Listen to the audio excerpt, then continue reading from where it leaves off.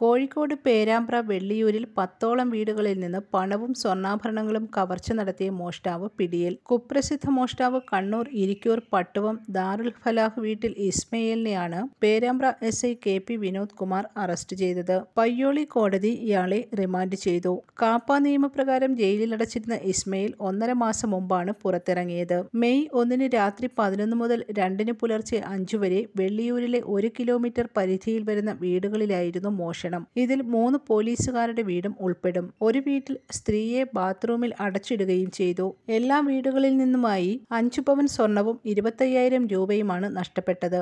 മോഷണം മുതൽ കോഴിക്കോട് സ്വകാര്യ സ്ഥാപനത്തിൽ പണയം വെച്ച് പണം വാങ്ങുകയായിരുന്നു. തൃശൂരിലെ വ്യാപാര സ്ഥാപനത്തിൽ സാധനങ്ങൾ വാങ്ങാൻ എത്തിയപ്പോഴാണ് പോലീസിന്റെ പിടിയിലായത്. ഓടി രക്ഷപ്പെടാൻ ശ്രമിച്ചെങ്കിലും പോലീസ് സാഹസികമായി കീഴടക്കുകയായിരുന്നു. CCTV കേന്ദ്രീകരിച്ചും മൊബൈൽ ടവർ ലൊക്കേഷൻ കേന്ദ്രീകരിച്ചും നടത്തിയ അന്വേഷണത്തിലാണ് പ്രതിയെപ്പറ്റി സൂചന ലഭിച്ചത്. 2 ആഴ്ചയ്ക്കുള്ളിൽ തന്നെ മോഷ്ടാവിനെ വലയിലാക്കാൻ പോലീസിന് കഴിഞ്ഞു. നല്ലളം, ഫറോക്ക്, കുന്ദമംഗലം, കോഴിക്കോട് ടൗൺ, കുന്തകുളം, പത്തനാപുരം, പുനലൂർ, കായംകുളം, തൃത്താല തുടങ്ങിയ സ്റ്റേഷനുകളിലായി ഒട്ടേറെ മോഷണ കേസുകളിൽ പ്രതിയാണ് ഇസ്മയിലെന്ന് പോലീസ് പറഞ്ഞു. News desk press Malayalam.